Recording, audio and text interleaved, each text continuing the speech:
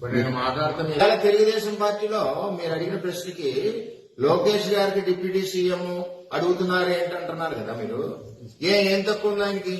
ఆయన ఏం చేశాడో మీకు ఏమన్నా తెలుసా?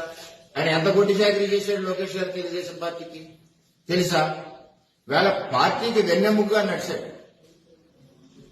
ఒక సైడ్ చంద్రబాబు నాయుడు పరిపాలన చేస్తుంటే 2014-19లో రాష్ట్రంలో రూపాయి లేకుండా చిల్లిగా లేనప్పుడు పార్టీని అనుకుని నడిపించి ఎన్నెముగ్గా ఉన్నాడు.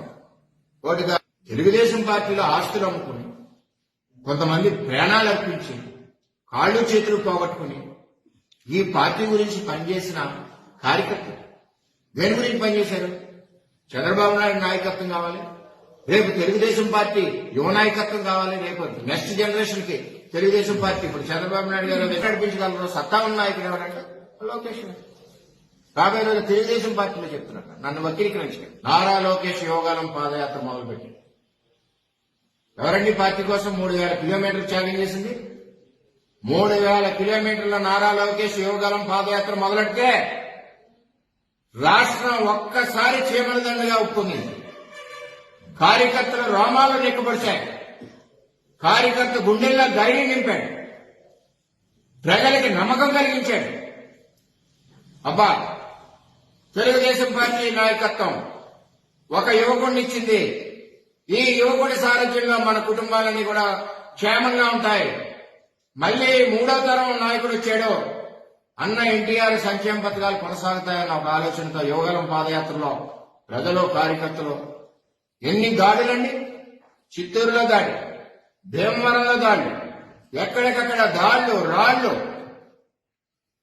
గూండాలు, పోలీసులు అందరూ తిరగబడి ఆపాలను చూసిన కార్యకర్తల భుజాల మీద.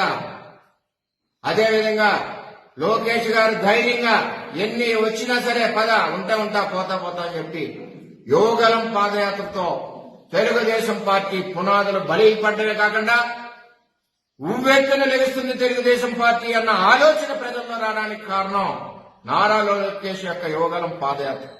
ఆంధ్రప్రదేశ్ రాష్ట్రంలో గత 2-3 రోజులుగా సంక్రాంతి నుంచి చూస్తున్నాము.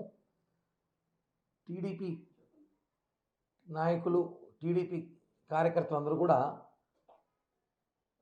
తెలుగుదేశం పార్టీ యువ నాయకులు, మంత్రివర్యులు నారా లోకేష్ గారిని డిప్యూటీ సీఎం చేయాలని చెప్పి వాళ్ళ మనసులో మాట, కోరిక అని చెప్పి అనేక సందర్భాల్లో వాళ్ళ నాయకులు కొన్ని చోట్ల మాట్లాడుతున్నారు. 2-3 ప్రాంతాల్లో కూడా చూసాం మనం ఆయన డిప్యూటీ సీఎం చేయాలనేసి. వాళ్ళ కోరిక డిప్యూటీ సీఎం చేయాలని నారా లోకేష్ గారి కోరిక కూడా తప్పు కాదు. ఏ పార్టీ నాయకుడిని ఒక హోదాలో చూడాలనో, వాళ్ళ కార్యకర్తలు ఒక నాయకుడి హోదాలో చూడాలనో వాళ్ళ కోరిక ఉండడం తప్పు కాదు, మంచిది. మా నాయకుడు పవన్ కళ్యాణ్ గారు కూడా ముఖ్యమంత్రిగా చూడాలని మాకు కోరిక ఉంటుంది కదా. పవన్ కళ్యాణ్ గారిని ముఖ్యమంత్రిగా చూడాలని మాకు కోరిక ఉంటుంది, ఆయన ఒక హోదాలో చూడాలని మాకు కోరిక ఉంటుంది. ఎందుకంటే పవన్ కళ్యాణ్ గారిని ముఖ్యమంత్రి చూడాలని 10 ఏళ్ళగా జనసేన పార్టీ కోట్లాది మంది కార్యకర్తలు ఈ రాష్ట్రంలో బడుగు బలహీన వర్గాల కులాలు కూడా కోరుకుంటారు పవన్ కళ్యాణ్ గారు ముఖ్యమంత్రిగా చూడాలనేసి. కాబట్టి మాకు కోరిక ఉంటుంది, కోరికలు అందరికీ ఉంటాయి. వాళ్ళ కోరికను బహిర్గతం చేశారు, మేము చెప్పలేకపోయాం, అంతే చెప్పాల్సి వస్తుంది. ఎందుకంటే మాకు కూడా పవన్ కళ్యాణ్ గారు ముఖ్యమంత్రి చూడాలని ప్రజారాజ్యం పార్టీని పోయినాం, తర్వాత జనసేన పార్టీ వచ్చింది, జనసేన పార్టీ నుంచి చూస్తున్నాము ఆయన ముఖ్యమంత్రి చూడాలని. మేము ఒకటి చెప్పేది ఏమంటే, ఒకటే కూటమిలో మనం ఉన్నప్పుడు ఎన్నికల ముందు ఏదైతే ఒప్పందాల ప్రకారం పెద్దలు ఇద్దరు అధినాయకులు కూర్చొని ఒప్పందాల ప్రకారం ఎన్నికలకు వెళ్ళామో దాన్ని కంటిన్యూ చేస్తేనే మంచిదిగా ఉంటుంది కూటమికి రాబోయే రోజుల్లో కూడా. ఆ ఒప్పందం ప్రకారం ఉంటే బాగుంటుంది. కానీ మళ్ళీ టీడీపీ నాయకులు అత్యుత్సాహంతో, ప్రేమతో మాట్లాడితే, ప్రేమ మాకు మా నాయకుల మీద చాలా ఉంటుంది, ప్రాణం ఇచ్చేంత ప్రేమ ఉంటుంది మాకు కూడా. కాబట్టి మనం ఏదైనా మాట్లాడేటప్పుడు కొన్ని విషయాల్లో కూటమిలో ఉన్నామని ఆలోచించుకోవాలి. ఎందుకంటే ఇది వైసీపీ పేటీఎం గాలికి ఒక అవకాశంగా దొరుకుతుంది. వైసీపీ పేటీఎం గాళ్ళు జోబు చేస్తున్నారు, పార్టీ ముందుకు తీసుకెళ్తాం, ప్రజలకి ఇచ్చిన హామీలు నెరవేరుస్తున్నాం. కాబట్టి ఒకటే మనం చెప్పడం అంటే, కూటమి నాయకులు మనం ఈ సోషల్ మీడియాలో ఈ బహిరంగ మాట్లాడడం వల్ల వైసీపీ నాయకులకి అవకాశం ఇచ్చినట్టు అయిపోతుందేమో, వాళ్ళకి మాట్లాడుకునే ఛాన్స్ ఇస్తున్నామేమో అనిపిస్తుంది అభిప్రాయం. అలాగే ఇంకో విషయం తెలుసుకోలేమంటే, మెగా బ్రదర్స్ అంటే 3 కాదు, మెగా బ్రదర్స్ అంటే 4. పవన్ కళ్యాణ్ గారు, నాగబాబు గారు, చిరంజీవి గారు, చంద్రబాబు గారు. నలుగురు మెగాబ్రదర్స్గా మేము భావిస్తున్నాం. మనం చూసుంటాం ఎన్నికల ముందు కానీ, ఎన్నికల ప్రమాణ స్వీకారం రోజు కూడా చూసాం, ఇప్పుడు కూడా చూసాం. చంద్రబాబు గారు, పవన్ కళ్యాణ్ గారు, నాకు తెలిసి చిరంజీవి గారితో కన్నా ఎక్కువ చంద్రబాబు గారితోనే జర్నీ చేస్తున్నాం మేము. అన్న తమ్ముల ఆప్యాయత, అంత ప్రేమ అనుబంధాలు ఉన్నాయి. ఎవరు చూస్తే కూడా నిజమైన అన్న తమ్ములు కూడా అంత బాగుండరేమో, ఆ విధంగా మేము ఉన్నాం. కాబట్టి ఈ కూటమి, ఈ బంధం, ఈ ప్రేమ కలిసి ఉండాలి. ఎప్పుడు మనం 10 ఏళ్ళు ఈ రాష్ట్రాన్ని ముందుకు తీసుకెళ్లాలన్నాక ఈ కూటమి ఉండాలి.